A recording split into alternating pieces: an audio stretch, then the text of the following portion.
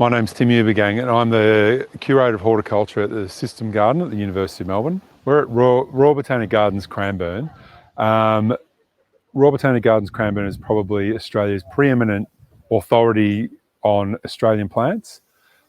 And today we're going to speak to John Arnott and learn about conservation and conservation practices within botanic gardens in Australia.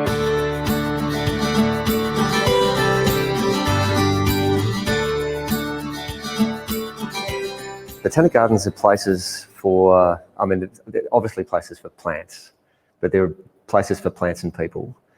But they're also about engaging community in the whole agenda around plants and the importance of plants. I think the really great botanic gardens are botanic gardens that are hubs. They're social hubs, they're environmental hubs, they're conservation hubs, they're horticultural hubs.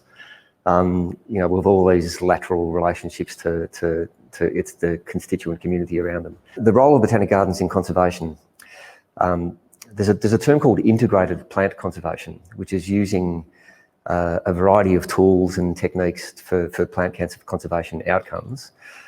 Here at the Cranbourne Gardens, we're actually managing the biodiversity values of a bushland reserve. So there's an ecological management and ecological restoration and managing threatening processes in situ. But we're a little bit different. Most botanic gardens are not sort of linked to patches of conservation reserve or bushland. So the nature of the conservation is more ex situ or off-site. I think unfortunately in many botanic gardens, the really interesting stuff is the stuff that happens out the back. Here at the Cranbourne Gardens, we've got a research garden which is embedded into the Australian garden. And that's our attempt to take that research role, which is often cryptic and in the background, and actually have a bit of a shop front into the role of botanic gardens into research. We're at the Royal Botanic Gardens Cranbourne production nursery, and this is our propagation glasshouse. And the nursery, it's really the engine room of any botanic garden, because it allows the collection curators to be able to source a plant, maybe even go into the wild and collect a plant, bring that propagation material in to the site and propagate, produce, and ultimately, that material gets planted in the garden and gets, there's a label that gets put on it. Royal Botanic Gardens Victoria is heavily involved in a project called Care for the Rare. And Care for the Rare, it's a plant conservation project, certainly, but it's also a sector capacity building project. So what we're doing with BGANZ Victoria is looking at establishing conservation collections in a number of regional botanic gardens across the state of Victoria. But for that project to be sort of driven and supported by the Royal Botanic Gardens Victoria. Essentially what we're doing is we're going out to regional botanic gardens. We're working with the gardens curators and gardens managers on an approach to establishing collections of rare and threatened plants that are significant to that particular area. And then the RBGV will actually collect, source and propagate all that material, and then distribute that material back out into regional gardens. We've recently come back from far north Queensland from a plant collecting expedition. James Cook University and the Australian Tropical Herbarium are the lead agency for this project, which is also including a number of botanic gardens up and down the eastern seaboard of Australia. So RBG Victoria, Royal Botanic Gardens Sydney, National Botanic Gardens, Cairns Botanic Gardens, Dandenong Ranges Botanic Gardens, are all ultimately will be holding collections of plants which are being collected off some of these mountain peaks in far north Queensland. These mountain peaks, there's really high levels of endemism. So there's about 70 plant species that are found nowhere else on planet Earth beyond these half a dozen peaks or sometimes single peaks in far north Queensland. The climate modelling is suggesting that these peaks are going to heat up and the rainfall patterns throughout the year are going to change, so much more variability in rainfall. And the botanists and the scientists in far north Queensland are not really sure what the effect on these plants might be beyond it's a threatening process. So the idea is that we collect all of these 70 threatened species, distribute them across a number of botanic gardens on the eastern seaboard of Australia, It's kind of the backstop to extinction population if indeed through these threatening processes some of these things become in trouble over time. These are legacy projects. Botanic gardens are legacy projects, and we know that some of the tree material that we're planting in the ground now will be mature trees in 50 years' time or 100 years' time. And there's a lovely example in the Australian garden, a Eucalyptus vitrix, which is one of the coolabars, white-trunked, gnarly, beautiful eucalyptus coolabars. Now, it's surviving in this climate, but it's proving to be pretty slow. But in 50 years' time, we'll have something like an Albert Namangira moment, because we'll have this beautiful white gnarly tree sitting in a red landscape. Plant your garden. We know that by planting a tree in the garden, that you can actually make a really positive contribution to mitigating, the urban heat island. Plant a tree and you'll cool down your garden. Plant a tree with your neighbour and you'll cool down your street. And you can take that and plant a tree across your suburb and you can potentially cool the suburb. So there's an absolute correlation between vegetation in urban landscapes and urban cooling. We can plant trees, and we can plant a lot of trees, locally, regionally and nationally. Everything. I guess, we need plants for everything to live, really. So without plants, we wouldn't be here. Education, conservation ideals, and public enjoyment. It gives them an opportunity to get back to nature. A lot of time, everyone's a bit disconnected with that these days, so it's nice to have something that's so close to the community to enjoy. I can have people come in and understand the importance of preserving our nature. Bringing all walks of life to the garden to connect with plants. It makes people aware of the types of plants that they can grow in their own garden that are native. Knowledge and inspiration and understanding and joy.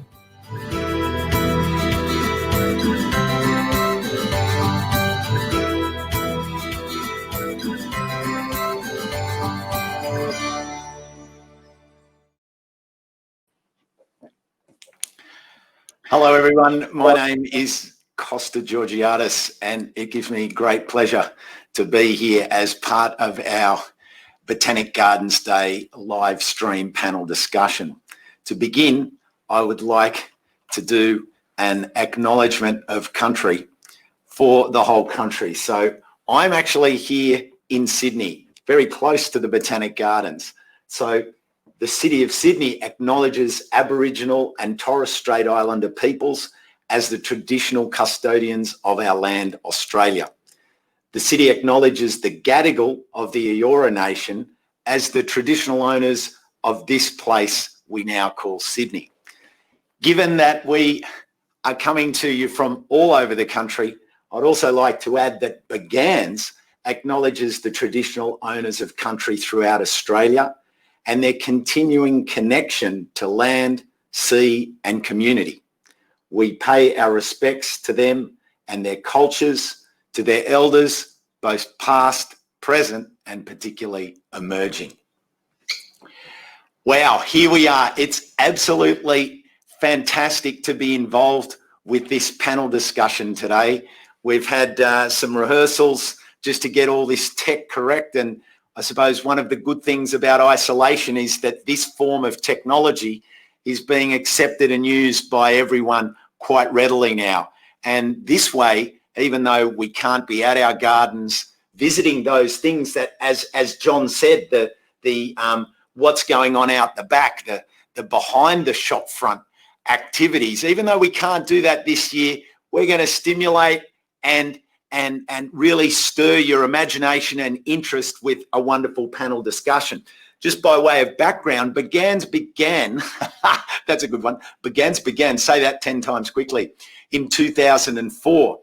And has been bringing together the wonderful riches of botanic gardens from all over Australia and New Zealand. And then in 2016, so this is our 5th year that we've been having Begans Day. Now, this is a collector's item, this T-shirt, because it is from one of those first days. And it says, find your inner botanist, because that's what it's all about. We are living and breathing botany every single day.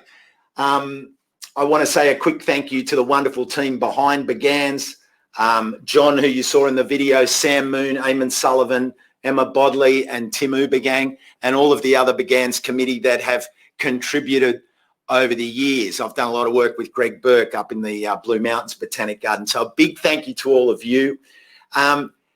It's every last Sunday in May. And did you know that there are currently 120 botanic gardens and arboreta around Australia and New Zealand that are part of Begans?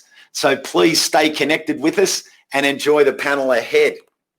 We've got a wonderful spread of minds, brains and experience today. We've got Professor Lesley Hughes from here in Sydney. She's a climate scientist from Macquarie Uni. We have Professor Tim Entwisle with us from down in Melbourne. Tim used to be here at the Botanic Gardens in Sydney, and now he's Director of the Royal Botanic Gardens in Victoria. Welcome, Tim. Hi there, Costa.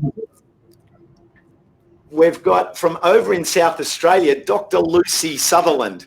We're just building this up as our Begans Brady Bunch team. So I was saying before we came on air, we need 9 next year so that we can, I need everybody looking up and talking to each other that way. So Lucy, welcome from Adelaide, Director of the Botanic Gardens and the State Herbarium down there. It's great to have you with us. And up in Mackay, wonderful to have one of our regional botanical garden partners with us. We've got Donna Jackson, and she's the coordinator of the Mackay Regional Botanic Gardens. Hey, Donna. Hey, how you going? Good to see you.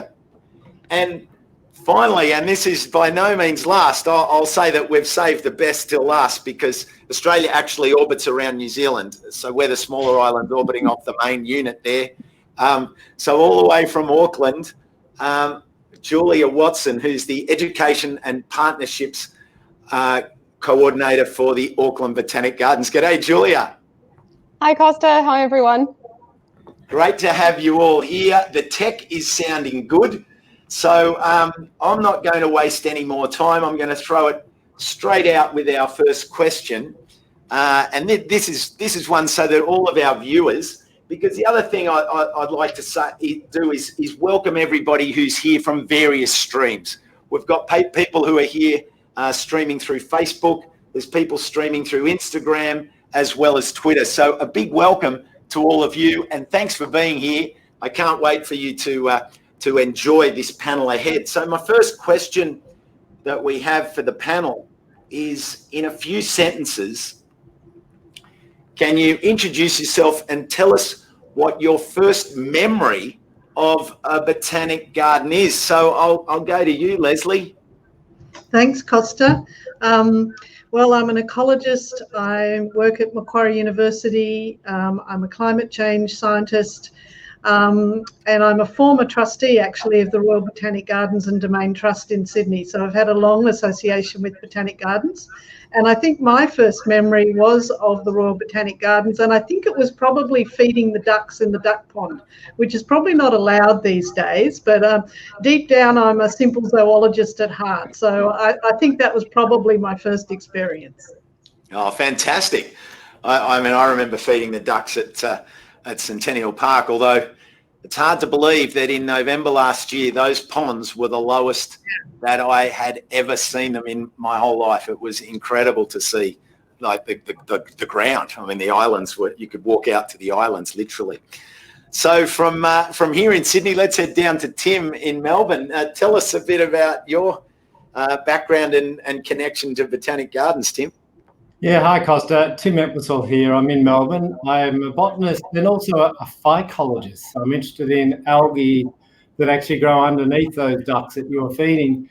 And I'm now the director of the Botanic Gardens here. My first contact was, I think I was working as a university student here at the gardens, pressing plants onto bits of paper. I got a job for a couple of summers working here doing that. But of course, during lunchtime and on the walks here, you walk through that magical botanic garden. So I got addicted. Oh, fantastic. I don't think you would have hired me when I was doing my landscape architecture degree, because we were trying to get for plants and planting methods one, we were trying to press our plants the night before and putting them in the microwave to try and dry them out. And then when you got it back after the long summer break, you basically opened up and it was something for the fungal side of science to behold inside those plastic sheets. No, exactly. Now over to Auckland, Julia Watson. Tell us a little bit about your first memory of a botanic garden. Thank you, Costa, and kia ora, everybody. My role here at the Auckland Botanic Gardens is activating our audiences and engaging people with plants and gardens. And I'm also the convener of the Botanic Gardens Engagement Network, which is part of Botanic Gardens Australia, New Zealand. And my first memory, I knew when I was 5 that I wanted to work with plants. And so when I got to high school, we had an opportunity to go and spend a week doing work experience, and I knew exactly where I wanted to go. And I was growing up in South Africa, and that was Kirstenbosch National Botanic Gardens. And a standout memory from that time was that I spent a morning pollinating cycads in their incredible cycad dell with the curator whose nickname was Johnny Cycad. And it felt like I was in Jurassic Park. It was standout. And it just reminds me that a lot of us can attribute our inspiration from someone in our lives. And actually, we're all influencers and we can all influence people's lives. So that's something that I still think about to this day. Wow, that is a great memory. Literally walking with dinosaurs back then from the time of your childhood. So now we're going to jump back across the ditch up to Mackay, to Donna Jackson. Tell us a bit about your memories, Donna. Hey, so I'm the coordinator at the Mackay Regional Botanic Gardens. I've only been in the role for a year and a half, but my experience in gardens, I guess, has been over the last 20 years, both in the private and local government sector. I grew up in the southwest of England, which is a really, really remote part of the UK. So we didn't have a lot of botanic gardens around us at the time. But one of my earliest and really inspirational memories was of the lost gardens of Heligan, which was uncovered by the 1990 hurricane. It was lost to knowledge. It was uncovered. They peeled back layers of brambles and ivy to find this amazing walled garden, which hadn't been in existence since World War I. And it's actually the site of the most expensive pineapple ever sold in the world that went for something like £10,000, which is amazing. Did they put it on a ham and pineapple pizza? I hope, that they reached those cultural highs. Now, let's head over to Lucy Sutherland in South Australia. Tell us a bit about your memories, Lucy. So I'm the director of the Botanic Gardens in South Australia, and that includes Adelaide, Wottunga and Mount Lofty Botanic Gardens. My earliest memories are a little bit similar to Tim.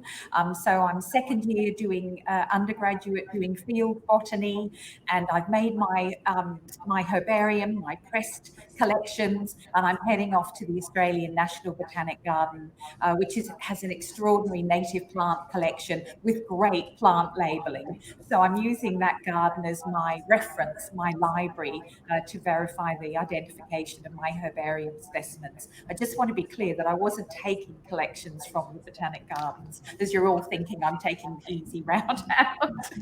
But yeah, just extraordinary how Botanic Gardens support students and the role that they have in as we're learning. Thanks, Lucy, and thanks for all those nice anecdotes. I mean, at the end of the day, that's what makes us who we are, those memories. And as you said, Julia, we are memory makers for the next generation, and it doesn't mean just young children. We can make memories for all the people streaming in today and get them out there and doing something special, because as the topic is today, conservation, horticulture, education, community, and then tacked in on the end there, COVID. So speaking of that, there's my segue for you, Lesley. Has the climate action awareness generated by the recent catastrophic Australian bushfire season been eclipsed by the COVID crisis? And if so, how are we going to make back any ground that's been lost? Well, to an extent, yes, it has been at least partially eclipsed. So, for example, while we've all been locked down and focusing on COVID, you know, we've just had the third massive bleaching event on the Great Barrier Reef in 5 years, and it's barely rated a mention. So, whereas without COVID, that would have been front and centre on every media story, you know, for months. So it's certainly been challenging to keep climate change in the news, and I think we just have to keep trying and keep reminding people that when we do come out of this pandemic, which inevitably, at least we hope we will, climate change is still going to be there as a massive long-term problem. So we have to keep up that drumbeat of awareness as best we can. Tim, how do you see that side of momentum and to try and keep things in, you know, the top of the inbox, so to speak? Yeah, it's challenging at times, and we were one of two city botanic gardens to close down in response to COVID, and that was to support the state government's direction to stay home. But for 7 weeks we were closed, which is the first time we've ever done that. We've been back open a couple of weeks, but even during that time we were closed, we kept the collections going, of course, the living plants, the landscapes, the herbarium being looked after. But we're also out collecting from bushfire areas. So out in East Gippsland, Central Victoria, collecting seed, plant propagation material, bringing that back into the gardens.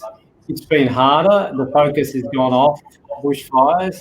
We don't have our programs running in the gardens. We don't have our volunteers here who do, you know, so wonderful stories about not only plants in the gardens, but also about the environment and climate change. So I think it's really dropped down because people are reasonably worried about their own individual future, their jobs, their livelihoods, their life.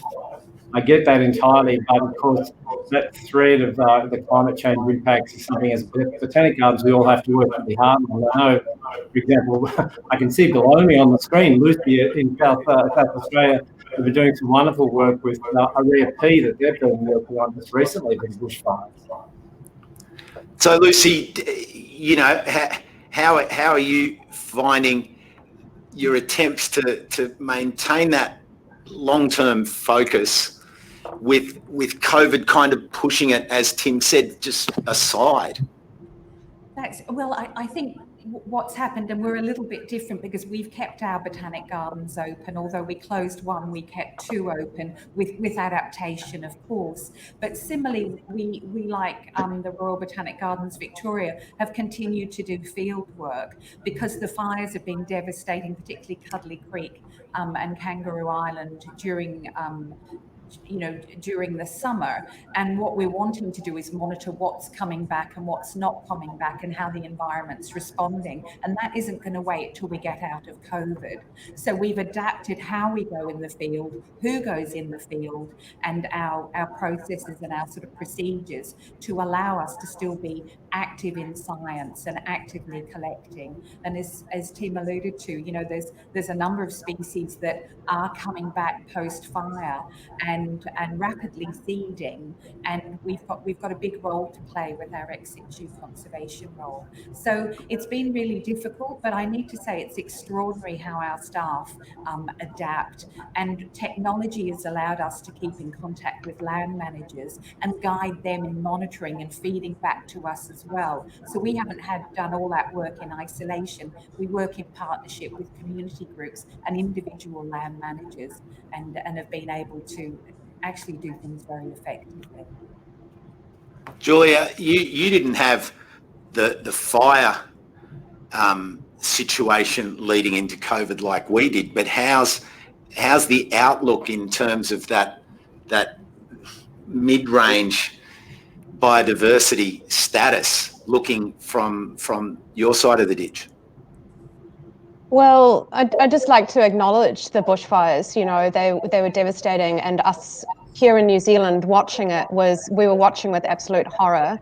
And now, of course, we've had COVID come along. But I think from my perspective, there really are two aspects to what we're doing here across the Botanic Gardens network. And the first one is really the role of like our multinational organisations, for example, Botanic Gardens Australia and New Zealand, Botanic Gardens Conservation International, American Public Gardens Association, and the fact that actually we're force multipliers. Together, we can do so much more from an advocacy perspective and a policy perspective.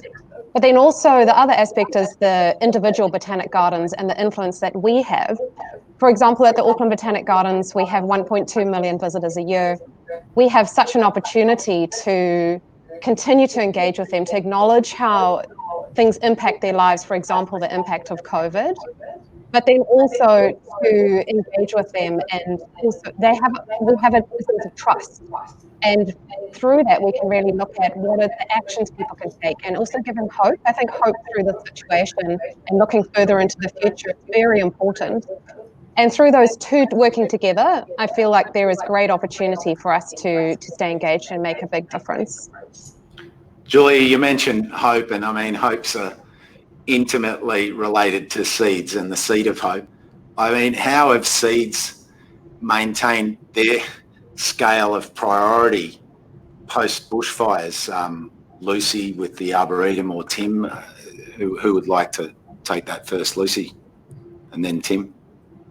One of the things that's been happening post bushfires and during COVID also is that we have a national body called the Australian Seed Bank Partnership. And so conservation seed banks across the capital city Botanic Gardens work collaboratively. And what we're doing at the moment is doing that planning around what are the national priorities for seed banking as we go through the bushfire recovery process, and making sure that as a nation, we've got a very big picture and priority focus on where we're putting resources. And Tim, you might want to add some pieces to that. Yeah, look, you're quite right. It's this insurance policy we have as a country, putting this material or putting seed of every plant we can into this collection, distributing it across the country, sending some of it across, in fact, to the Millennium Seed Bank in Kew Gardens in London too. So we want to make sure there's material safe outside Australia as well. And it's a wonderful collaborative project. It involves not only Botanic Gardens, Greening Australia, land care groups, all kinds of groups involved in the kind of last resort, but you want to make sure you hold on to that genetic resource, that plant resource that we have in Australia that is so special to this country. I just had a mention, I'll just mention to you, if you can mute after you've spoken. We've just had a little bit of a call that there's been some feedback coming through, but I'll just mention that while we're at it. So moving to our next question, we all love our neighbourhood parks and gardens, but to each and every one of you, as you mentioned in that first part of our talk, Botanic Gardens are a bit special. Do you see the distinction between high quality urban parks and gardens and botanic gardens? What are your thoughts there, Donna? Yeah, there's definitely a distinction. I guess in terms of high functioning parks, they're functioning, they're places to relax, they're for exercise, sport, they're for family time, whereas botanic gardens are curated collections, meaning that they're carefully selected, they're documented, they're cared for, they're studied, and they're organised. So all of our collection records are seen as utmost important. We record from the time we collect a seed or plant propagation material through into the accessioning into our collection, and then we record throughout its journey, its lifespan within our collection. So this all helps us to provide interpretation for our visitors. It helps us to research. It helps us to understand the conservation and preservation of the species that we have. And, you know, Botanic Gardens really, they're places where we can educate the people that visit. They're through our interpretation, through our plant labelling. It's such an important place to be in terms of getting people to understand their connection to plants, to their space, to their country. And I guess the other part of Botanic Gardens is they really showcase horticultural excellence. So that's not just in terms of maintaining our plant collections, but it's also about the research that we do within our botanical collections through our documentation and again through our interpretation. And finally, I'd just like to say the other really important part, which I love about Botanic Gardens, is that we communicate between each other. So with our, from a regional perspective, we're quite a small garden, but the fact that we have access to all this knowledge throughout Australia, New Zealand, and the worldwide network of Botanic Gardens gives us inspiration, it gives us direction, and it gives us access to research that other people in other institutions are doing. So it's such an important place to be. It's interesting what you say about that regional perspective, because while you might be a smaller garden in terms of your presence compared to some of the bigger city gardens, you are dealing with big ecological communities, World Heritage areas. There's so much that falls under a regional blanket that you're responsible for. What sort of work are you doing in far north Queensland?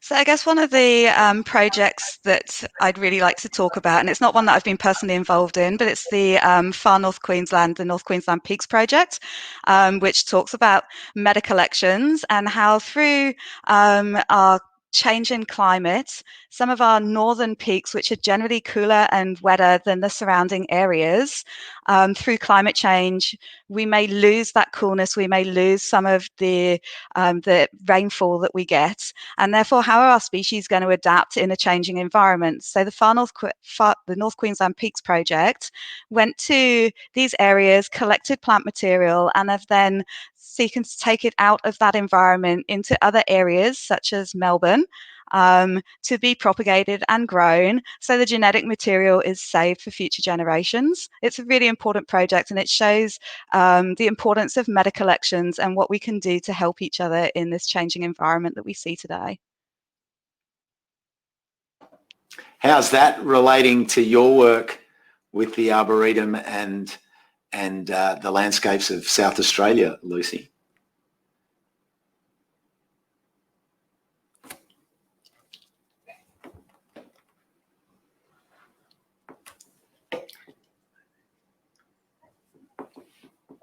Costa, would you like me to jump in while Lucy's getting her mic? Oh, here we go. We got it. Thanks, Tim. Sorry, everybody not managing the technology clearly. So I'll come from a slightly different perspective when I'm talking about botanic gardens and the high quality urban parks. So what we've seen in South Australia is the role of botanic gardens as part of green infrastructure. And so in the Adelaide Botanic Gardens, for example, we have a program of work where we harvest from a creek and we have a wetland that's been created, and we're able to then take purified water coming out of the wetland and inject it into an aquifer, and that's for future use. So we're seeing a really important role of botanic gardens and a different role, but it also combines with that high quality urban park. So we become part of green infrastructure, how we manage our waterways, how we create livable cities, and we support healthy communities. Tim, do you see that there's a role here, Tim, for botanic gardens to influence the broader urban landscape agenda? Yeah, very much so, Costa. I think by the way we do things in a botanic garden, we're very public. We have millions of visitors each year, some of the gardens, and people see what we do. And so just the way we use water, for example, as Lucy's mentioned, the kind of recycling water projects we have here at Melbourne, we then take those to teach others at universities, and people come to the gardens to learn how to use them. The other interesting area, I think, sort of going back a little bit to climate change as well, is what botanic gardens are doing in that area, both through education and learning and getting people to understand the problem and how they can respond to that. But equally as custodians of landscapes, which are going to need care and attention as the climate does change. We know that the temperatures are rising. We know that plants are stressed, certain plant species are stressed. So one of the projects we've done here is a climate change plan for Melbourne Gardens, for Melbourne and Cranbourne, to look at how we'll plant trees for the next 100 years, knowing what the climate's going to be. We've also then formed an alliance of botanic gardens within Australia and internationally called a Climate Change Alliance of Botanic Gardens, Costa, and that is a way of all botanic gardens looking at how they care for their collections first up, so making sure we survive as botanic gardens and keep those big old trees growing. But then secondarily, what we do as botanic gardens in seed banking, in conservation, in the kind of messaging we do, and how we, coming right back to your original question, how we contribute in cities and urban development, help planning, give people the best advice on the trees and plants to plant and how to plant them. That, if we must do that as botanic gardens, or really we're wasting an opportunity. Julia, how's your connection and role in the Climate Change Alliance work? So we are signed up to the Climate Change Alliance, and again, what I was saying earlier about being connected right across these very important organisations makes a huge difference to the work we do. But I just wanted to make a comment on the parks versus botanic gardens debate as well, and just to say that I think that we have this amazing diversity of plants, we have amazing opportunities to inspire people, and we also have a lot to learn from the local parks because they have a lot in common with us. They have huge number of visitors. They have a lot of knowledge around things like bin infrastructure, which is how they even put their bins out in their parks. So we have a lot to learn. And a great example is Chicago. There's a wonderful little botanic garden in the middle of Chicago in the city called Lurie Gardens, and it's really beautiful, and it sits within Millennium Park, which is like the central park of Chicago. And the great thing is that the chief executive of Millennium Park used to actually run Lurie Gardens, and now he's gone from a botanic gardens background into the parks background, and now brings the best of both. And I really feel that working together, the public don't always see the distinction. And yes, we have the opportunity to inspire people in their home gardens, but I do think that working closer together with our parks can really make a huge difference to our work. Lesley, from a climate change point of view, I mean, urban green space, it's just a critical element looking forward, isn't it? It is, absolutely, and the video that we watched earlier mentioned the urban heat island effect, which can add many degrees onto the temperature that people living in cities experience. And the more greenery we can get into our urban centres, the more we can sort of mitigate that uncomfortable hot nature of what we're experiencing. The other thing I'd like to add is that the role of botanic gardens, and this comes back to the difference between botanic gardens and most parks, is the research role. So here in Sydney, the Royal Botanic Gardens here is the oldest scientific institution in Australia. It's had research going on there before any of the universities or any of the other research institutions started. So I think that's a really amazing thing to be proud of. And the other thing is that the connecting to nature that several other of our panelists have mentioned is becoming more and more important, because I think it was in 2014 the world passed a really important milestone. From that year, more than 50% of the world's population lives in a city or an urban centre, and many of those people, just for whatever reason, don't have the opportunity to get out into nature and connect with green, and so care about the environment. And our botanic gardens have an enormous role in connecting urban dwellers to nature and getting them to care about something larger than what they see each day.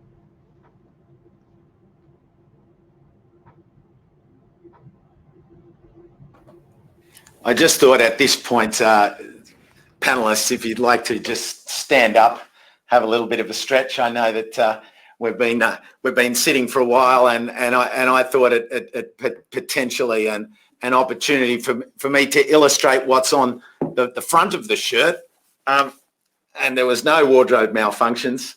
As you can see, Begans. This is a collector's item, this one, because it's got Open Day written on it.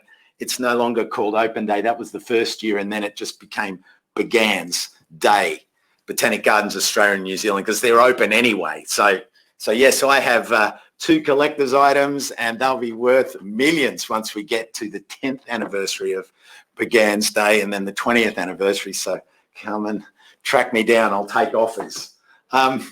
So next question, with the planet's natural biology decreasing at such a rapid rate, is there more that Botanic Gardens could and should be doing to secure the future of our unique biodiversity? Tim, do you want to take that one away?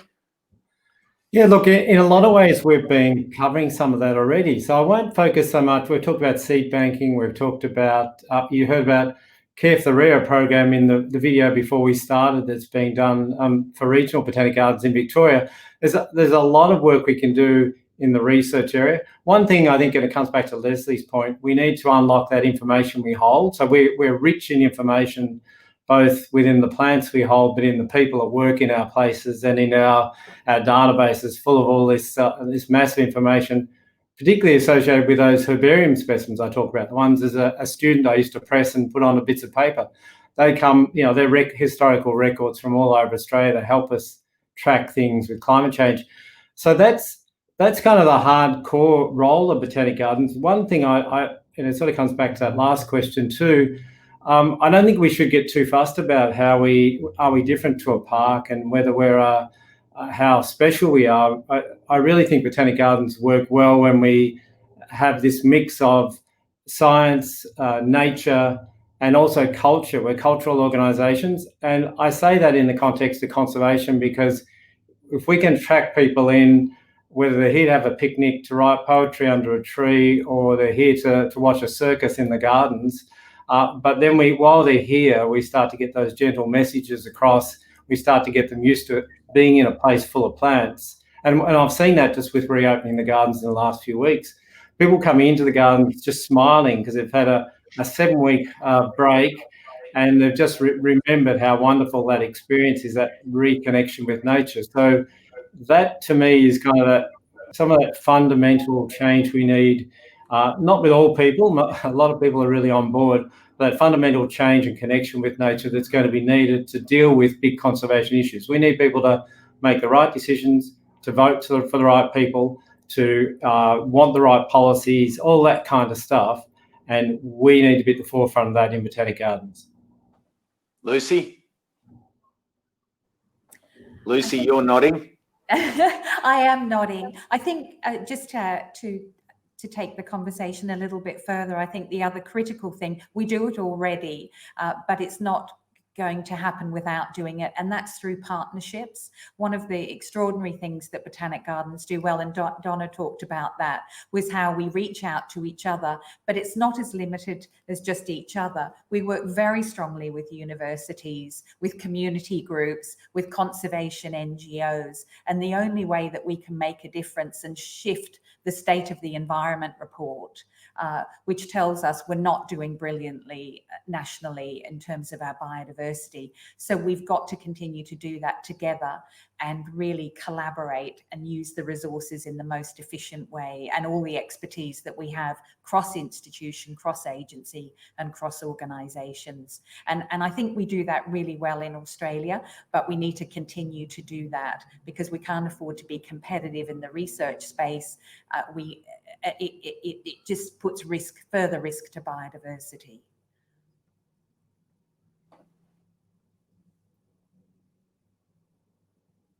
Costa, you're on mute. My question just to follow on through there is, how are all of you going to punch on around the table in the weeks and months and period ahead, given that everything is going to get, a carte blanche because it's jobs and rebuild and so on and so forth. That's going to be intimately threaded through everything that you want to do, everything you're going to do, but particularly everything that is getting endorsed, particularly, as you said, Tim, from a political point of view. Costa, I don't want to, I'll let others speak, but just very quickly on that, from my perspective, this is absolutely the opportunity to, as a botanic garden, to respond. I mean, even if you just look at post-COVID and looking at how we heal as a community, we have to be part of that role for the whole of the community. So there's some fundamental things we need to do. And equally, as was already mentioned earlier, climate change continues, bushfire threats will be there. It's about jobs, you're quite right, and people do these things we're talking about, so we can relate and connect in that way. But I think as a community, we're really well placed to be there to help heal, to help repair. And sometimes perhaps people haven't seen botanic gardens doing that. They've seen those beautiful places only. Donna? Yeah, so I think especially coming off the back of COVID, we've got this really unique opportunity at the moment to connect with our visitors. So people throughout this whole COVID experience have been isolated from each other, and they've been isolated from the environment. Now they're starting to come back into the environment in ways they never have before. For instance, people traditionally have gone to work inside, they have exercised inside in the gym, they have socialized inside. Now they're being forced out into the open. They're seeing gardens and nature in a way that they never have before. They're more intimately connected in a way they never have been before. People are going to garden centres and buying fruit and vegetables and plants to make their own space beautiful. We really need to tap into this as Botanic Gardens, into keeping people involved and excited and inspired by their local gardens as well as by their own gardens, and getting their connection back with nature. You know, COVID has reduced pollution because of the lack of travel. We've seen it worldwide, where streams have run clear, air has been clean for the first time in years. It's exposed nature. This is something we really, really need to get on board of, I think. In the future months, moving into years, we really need to take this opportunity. Can I add to that, Costa? Yeah, Joy, please.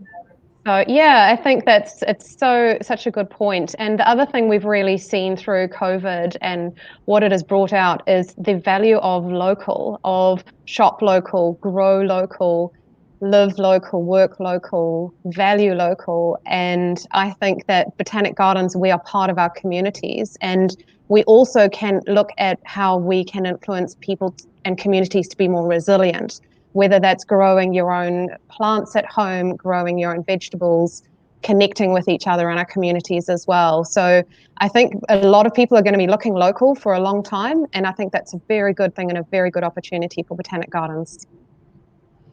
And Costa, if I could just add to all of those things, I think this great time for reflection has made us all think about the world we want to come back to. And to take all the good things that various people have mentioned have happened during this very strange time, and keep the good things as we start to stimulate the economy. And if we can stimulate the economy with clean, green energy, and if Botanic Gardens in their education portfolios can really make people aware of the possibilities of going forward without making so many of the mistakes that have been made in the past, that will be a fantastic thing that they could do. Totally, Lesley. And Julia, just something sprung to mind when you mentioned about the whole context of growing local.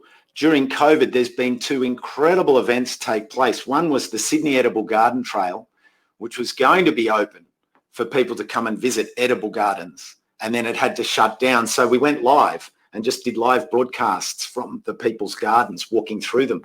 And since then, running at this point in time, and I was watching one of them today, for the last 14 days, the Samford Valley up in Brisbane has been running an edible garden trail there, where people are, and this is from back gardeners to market gardeners to people that are right into specific parts of horticulture. But it is that grow it local. It is that capacity. And as an education and partnerships director, like this is that chance to bring this knowledge and these resources and support those people. Would you agree, Julia? Yes, absolutely. And I think what you mentioned as well is that there are these incredible communities that you've already created, those community gardens and the communities that we have here at our Botanic Gardens as well. And it's looking at how do we continue that community, that sense of connection, whether people are visiting us or they're at home. And that's where those digital tools that you've mentioned come in. And I saw a great article about the Royal Botanic Gardens Sydney Greening program, I think, where they had actually gone and taken their program, which was going into communities and creating gardens in people's homes and around their apartments. And they'd taken it online during COVID and they'd kept people connected. And those digital tools, they're so valuable when you've already created a community. And Botanic Gardens, we have a physical place to create community, and it's multiplied when you can use those digital tools and stay connected. And I think that that's an opportunity for those tools. While we do want people to connect with nature, I think that using any tools that we have available to us help to deepen it and widen it as well. Yeah, totally. It just really immersing and getting people excited and giving them those morsels that they can go out and explore and say, yeah, we're going on holidays. Let's stop at this regional botanic garden and make it part of our trip because we saw it on a broadcast like this. There's so many hooks, and I mean that's what we all are. We're just these A-frame billboards at every opportunity to get information out there, you know, marching with the A-frame on us in what we do, and you know, the more we can get the really intricate stuff out there in fun and engaging ways, the better. I reckon that's kind of what I do. But I just wanted to flow in here on that. Do you think the future of the planet's plant biodiversity is reliant on ex situ collections more than it ever has been before? And are ex situ holdings for botanic gardens the equivalent of plant zoos? Who wants to start? I might start, Costa. Yes and no. Look, you need to be really careful with this. There's certainly not ex situ collections are not a replacement for our natural forests and vegetation. The fact that we have Wollemi pines growing in our backyards doesn't mean we should not worry about the Wollemi pines. And, you know, we saw them being saved during the fires, which was a magnificent effort. What they are, though, is they are an insurance policy. They are a backup. They are a place we can go to if we need to get material after a severe fire. And so I think what we need to think of with seed banks and all ex situ collections is that they're part of a toolbox we have. They're part of an integrated way of doing conservation, and that includes, first of all, looking after those natural systems. Well, no, let me take a step back. First of all, looking after the planet. And then we go down and we look at those natural systems. And then we have these little backup mechanisms. And look, they're also quite good for research as well. There's a whole field of research into seeds, using seed collections to get information to help us manage natural systems. So it's not just the fact it's kind of a bank you withdraw material from when you need to. You can use it for studying plants. So a seed bank and the Australian seed bank partnership is something that's a great backup and great support for really strong conservation action and decision making in the natural environment. Can I just jump in there, Costa? Yeah, Oh, I'd love to. Jump in. Yeah, so I think with ex situ collections being seen as plant zoos, like Tim said, I think there's so much more to it than that. Yes, ex situ is important, but we should be looking towards linking people with their environment. So we look at our plants that we have in ex situ and find the unique selling point, as it were, the marketing behind that plant to get people excited and interested in where that plant comes from. What's the environment it has come from? How do we then protect that environment as a community, especially important regionally, to make that connection with people? For example, some of our bioregional plants around Mackay are really interesting. We have a plant called Anisosperma kilneri, which is thought to be rodent dispersed, which really limits its capability in terms of being able to be propagated wide scale across, across the landscape. It's reliant on rodents to disperse its seeds. Now, that sort of information is something that can really get a connection with people's connection to space, connection to their land, like I've mentioned before. And I think that's what we really need to be helping people to achieve through our ex situ collections. Does anyone else want to add something to this? Yeah, go, Liz. Yeah, just I think picking up on Tim's points around ex situ conservation, Botanic Gardens have come to this about 30 years ago because we still, we had problems with biodiversity. We were seeing diminishing biodiversity, and we continue to see that. So while it isn't the answer to everything, and we've got to get better at managing in situ, it is a little bit of a last resort at the moment, and these become increasingly important resources as we are challenged to manage our landscape, and we're challenged with losing biodiversity. And we never want to be where we are now, but post bushfires, we will find in the next 24 months that there are things that aren't coming back. And the collections that we have across the country will be absolutely critical in supporting in situ conservation and threatened species recovery.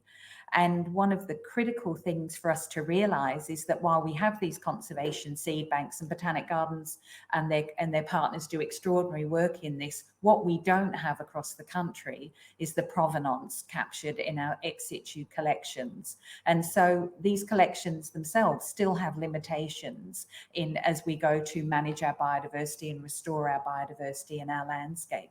So we've got some big challenges in the country, and we have to get our in situ and our ex situ conservation balanced, but we've still got a little way to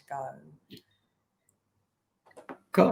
Costa, just very quickly to add to what Lucy below me said, it's funny, isn't it? Below me said, the other thing that seed banks can do is they can hold wild relatives. We were talking about food before, and they have wild relatives of foods we eat. So we have these, we have seed banks around the world looking after rice and wheat and all that kind of thing. But there are an amazing array of not only sort of food, fibre, medicines available that we know from thousands and thousands of years of history in Australia, for example, of how important these plants are. But a lot of that is underutilised, and a lot of that provides extra material if we need to breed in for our crops. So if there's changes, if climate is changing, these seed banks have another additional role to play.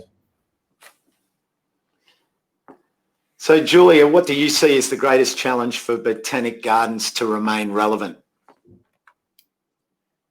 I think one of our greatest challenges is understanding and staying connected with our audiences, knowing where they're at, what their problems are, and actually being responsive to that. And relevance is really about not being tone deaf to what's happening in the world and what we can do in response to what our communities are experiencing. And that can be done through many ways: listening to our communities, and also through research, understanding our audiences, they come through our doors, or even the audiences who don't come through our doors. And I think that going forward, for us to stay as modern botanic gardens, if you look at the example of the zoo, if you look at old-fashioned zoos, people didn't like them. They felt uncomfortable. It was really not a good feeling. But if you look at modern zoos, what did they do right? They inspire people. They tell stories. They give people experiences, and they connect with them. They make people feel something.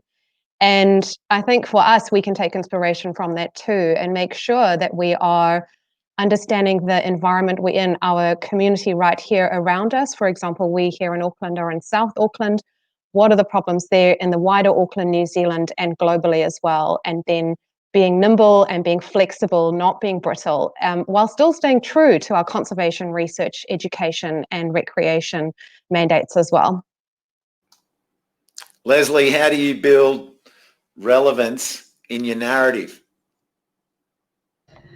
I think Botanic Gardens have an enormous educative role to play to keep reminding people that even though it's just nice to be in a nice park, what they represent is a microcosm of important issues that are global.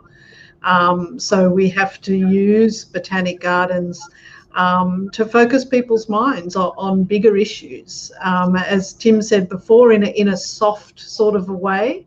But I think, you know, having green space around you, as everybody's been appreciating so much more over these last few months, that's a fantastic opportunity to remind people that we are all interconnected and what happens in one part of the world affects all of us. And I think gardens can play a huge role in that. Community building, Donna, regional community building. How are you keeping relevant? I guess for us, we're in a slightly different position because we're local government funded. So the expectation is that we remain relevant. Otherwise, we wouldn't be funded, right? Because our ratepayers pay for the gardens that they see and enjoy in Mackay. So in terms of what we do to remain relevant, I suppose it's all about storytelling. And I know Julia mentioned this before, but it is about how we encourage people to get that connection between their gardens, encourage them to think of it as their gardens, their space, and what stories are we wanting to tell? We're telling the stories here in Mackay Regional Botanic Gardens about our native plants, what they mean for our local area, what the cultural impact of these plants are, the cultural groups that we have around us that make part of our society, and trying to incorporate all of those things within our gardens. You know, if you break down the functions of botanic gardens into conservation, preservation, education, research, community, and culture, if you can tick the box on every single one of those, you can't help but remain relevant. Yeah, that summed it up. That summed it up nicely. Lucy, do you have anything to add to that? So I think the other area that Botanic Gardens contribute to and are very relevant with at the moment and into the future is around health and well-being. And that, of course, connects with our thematic of everything being around plants. And we've seen that with COVID. So for those botanic gardens that have stayed open, the gratitude that we have received from the community has been incredibly palatable. Staff have been spoken to, we've received emails, and it's been significant. And then as we go into the future, and health and wellbeing is a big thematic within the Botanic Gardens in South Australia, we've had a primary focus on early childhood learning and connecting young children with food. And we will very shortly be launching our therapeutic horticultural program, which will focus on fragile and vulnerable people and supporting them to feel safe and to use horticulture as a way to reintegrate back into community and to break down barriers of isolation. So for us to remain relevant, we continually need to be adaptive. But as Julia very articulately said, that's while the core functions and the core values of Botanic Gardens are maintained. But really reading our community, looking into our community and seeing what's needed at the time and how we can adapt our conservation programs, our science programs, the horticulture that we do, and very, very importantly, our education and our public programs, and make sure that they continue to be on point and meet what people's needs are.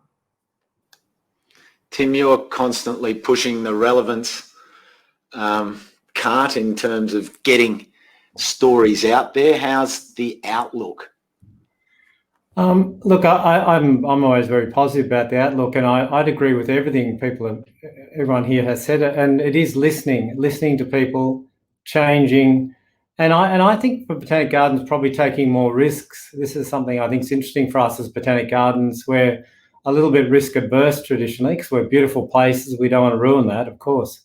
But to listen to what people want, listen for the variety of voices and reasons they come to a Botanic Garden, and then to change, adapt, and look at creative ways to respond to that. And I think if we do that, we'll remain relevant. In fact, more than that, actually, we should be more relevant as the years go by. Now, I am pretty impressed, everyone, because we started late, but we have managed to proportionally finish within the allocated time. Well, we're down to our last question. So boots and all in here. In a similar way to our first question, this is to each of you. What does your ideal dream future look like for Botanic Gardens? And if we could time travel to 2040, what would you like to see? Now, who responded to the 2040 point during our first chat? Was that you, Julia? I think That's so. right. It was Yes, me. so And take it away, Julia. Take it away. I responded by saying I'd love to think beyond 2040. 2040 is less than 20 years away. And my ideal dream future really is garden cities, where gardens are part of cities and cities are part of gardens. And Botanic Gardens, we bust out of our walls and our borders, and we are actually integrated and part of the community and valued.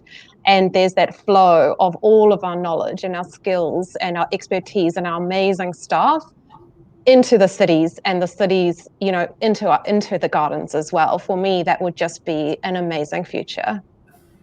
It's interesting that you mentioned that, because it came into my mind while someone was talking earlier about, you know, that difference between parks and gardens and then Botanic Gardens. And you have that wonderful situation in Wollongong where Paul went from being the director of the Botanic Gardens to then taking over horticulture for the city. And this is exactly what you're talking about. You want to think that the horticulture staff and managers that have worked in the gardens are then working in the gardens of the city. And as you say, there's still the research element in the gardens, but all of that skill and experience is just bubbling out into the garden cities of your beyond 2040 vision.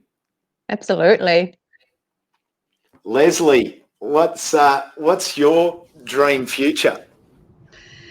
Well, I've got a very ambitious one, and it's beyond Botanic Gardens. So by 2040, I would like to see not a single molecule of carbon dioxide from fossil fuels going into the atmosphere, whether it be coal, oil or gas, because until we can stabilise the climate, until we can get to net zero carbon, all of the fantastic work that all of these panelists are doing in their gardens will be so challenging against a climate where heat waves and bushfires and droughts and floods are becoming all the more extreme. Until we can stabilise the climate, we can't have a livable planet. So that's my ambition. I know 2040, as Julia says, is only 20 years away. I don't think we'll get to net zero by 2040, but unless we're well on the way, a lot of the really hard work and fantastic work that everybody's doing in Botanic Gardens will come to nothing, because without a livable planet, we're all in trouble. So sorry to end my remarks on a somewhat downward note, but I do think Botanic Gardens have an enormous role to play in meeting that ambition. But you keep waking up, Lesley. So, you know, you're still, there's still positive fires burning. What is it? What's driving it? We have to have hope that we can get there. If we don't stay optimistic about the future, and if we don't have hope for the future, well, then we just sort of give up. I mean, I think we have to have in our heads that it's a possibility, and we have to keep working really, really hard towards that possibility. And Botanic Gardens and everybody in the community, every institution has a role to play in that. We have to work together, as Lucy said, to collaborate in partnerships. But that's without our life support system, which is all of the biodiversity around us, being in a stable and livable and habitable climate, then we have to get back into our urban bubbles, and that's not where we want to be. We've been in our urban bubbles for the last couple of months. We want to come outside, but we want to do that safely. And until we stabilise the climate, we can't do that. Tim, I'm going across the top here. Yeah, look, it's interesting. I like Julia's sort of view, not because it's more positive than yours, Lesley, but just that idea of us being integrated and breaking out of the walls. And I think we can do that virtually as well. And one of the things we've found during the COVID sort of lockdown period is the resources we've created for schools, for example, have reached us out to regional areas where we didn't get to before. So I'm very ambitious and very empire building in terms of Botanic Gardens, and we should have a role, have our fingers in every pie across the city. And my vision, I guess, for Botanic Gardens is that they are a place for for ideas, for the stuff Lesley's been talking about, where people look to us for advice and inspiration into what they're going to do. But we're also places where they can, as we've talked about a lot through this conversation, places where they can take time out and refresh, and so go back into the charge, if you like, refreshed. So for me, that future for Botanic Gardens is a much higher profile, where the museums, the art galleries for that matter, state libraries, Botanic Gardens are all part of that cultural life that helps us solve problems, but also provides a life worth living. So if I could add that extra dimension, we want to survive, but we want to survive with a culture and a lifestyle that we actually is thriving, and we're part of that. Lucy. So it might be a little bit more than 20 years, but the relevance of Botanic Gardens in plant conservation, I want to see diminished. And that means that we're managing our land and our landscape and our biodiversity in a different way. And so our role will then emerge into other areas. And Botanic Gardens, and this is very pertinent to South Australia, of our role in the space industry. For example, we literally have the space agency next door to Adelaide Botanic Gardens. And as we look at Botanic Gardens and plants being essential to life, what is our role, as we've got a whole range of emerging industries coming out, including space? So I think we'll continue to be relevant. Tim's points, I'm absolutely in agreement with his vision and with Julia's, but I really want to see that we don't have a role in conservation any longer. Thanks, Costa. Thanks, Lucy. And Donna, you can sort of bring us around. Well, I'll bring it full circle, because I totally agree with Julia, and the not having boundaries anymore. I think gone are the times where we're isolated from the community. We need to be fully integrated into our communities, into our education systems, into our health systems, into our economies, into our tourism. So I think in terms of my ideal future for Botanic Gardens is complete lack of boundaries, to be accepted as educators in school curriculums, to be accepted places of health and well-being, and to be funded and supported as that important part of the cog in the big machine. That's really where we want to be. And the other side of it as well, I guess, which is a personal thing for me, is I'd really like to see total reduction or elimination of chemical control programs within Botanic Gardens. So one of the things that is so pertinent now is our lack of pollinators across the world, which have declined so rapidly with increased insecticide use. And I think that's something that as Botanic Gardens we really need to be showcasing more of, is how to have beautiful collections, how to maintain wonderful gardens without the use of chemical controls, just by fully integrated pest management. Off the back of National Pollinator Week and International or World Bee Day last week, very, very pertinent sort of way to start to wrap things up. We've done incredibly well. The questions have been fantastic. I've really, really enjoyed the ground that we've covered. Julia, Donna, Lucy, Tim and Lesley, thank you for your time and the angles and perspectives that you've shared. For everyone that was watching, as I mentioned earlier, there's streams going out through the Begans page. There's streams going out through the Botanic Gardens pages. There's Facebook, there's Instagram, there's Twitter. You've provided so much for everyone that was watching. So a big thank you to everyone who was watching. To anyone watching on the replay, thank you for joining in. And remember that this panel discussion was a way of bringing all of these ideas to you on a special week. It's National Reconciliation Week. It is about the country we walk on, its history, its present, and as we finished off there, the future.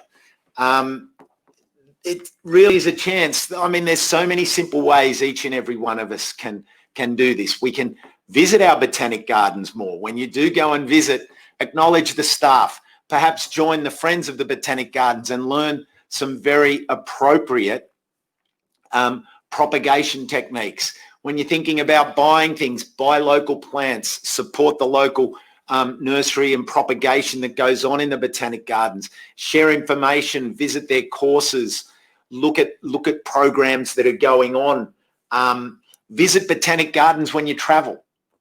You know, make your journeys stop and start according to a botanic garden, and you will be blown away by the regional botanic gardens and what's going on in them, and some of the old plantings, but some of the new and innovative projects that they're doing at our regional botanic gardens. You can join, as was discussed earlier, sign up for the Climate Change Alliance and be abreast of the science that's going on and the valuable work being done by all of our guests and all of our guests' staff and colleagues across all levels of horticulture. And it's our chance to agitate. We really need to agitate, as Lesley said and Lucy said. If we want support, that needs funding, and funding is about public awareness, and public awareness is about individuals bringing it to the attention of their local community, be that local government, state government and federal government. So we can agitate, and we need to be that A-frame and put the word out there. Once again, thank you to our team at Begans for putting this event on, and to the team, the technical team, Rob and the technical team behind today for making it work. I know that there was a little bit of echo here and there, but that's kind of part of this technology, and I think it worked really as well as possible when you've got a mute and still want to come in and then hold the delays and so on. But I thought there was great banter between our panelists and good flow on of thoughts and energies and project descriptions. For more information, you can go to begans.com for an on-demand viewing of this panel if you want to share it, have a look at it again or share it with someone, and jump on the Begans page and maybe put up one of your videos for Begans, sharing your plantspiration. Share with us a plant, 45 seconds or less, put a video up there and tell us what plant has captured your imagination during COVID, or maybe just a plant or tree that you love. So from here in Sydney, thank you all very much. Again, a big thank you to our panel and everyone behind it. It's been an absolute pleasure to host this event, and can't wait for Botanic Gardens Day next year, but get out there and support our gardens and all these projects in every way you can. Spread the love. See ya.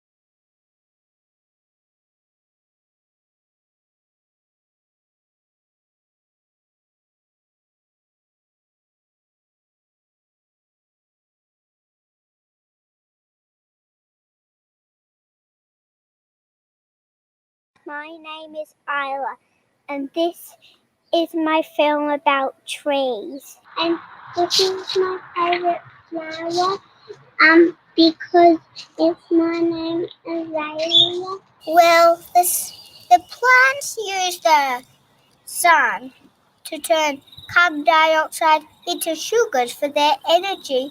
I like this plant, and it's called a tobacco. This tree is called a ginkgo, and it lived back when the dinosaurs were alive. So a special moth at night comes and gets the pollen out of it. And these trees can live to be 900 years old, I think. It's my favourite tree because in autumn the leaves turn a bright purpley red. Should put a lot of copper and sugar into there so that they can have some food to grow. So here is beetroot, and here is radish. Now you can see it's a bit yellow because they need to be planted in the front garden so my dogs don't eat them. And yeah, forage is very quickly. Post your videos on Instagram, Facebook and Twitter with the hashtag Plant Challenge. Come on, I challenge you.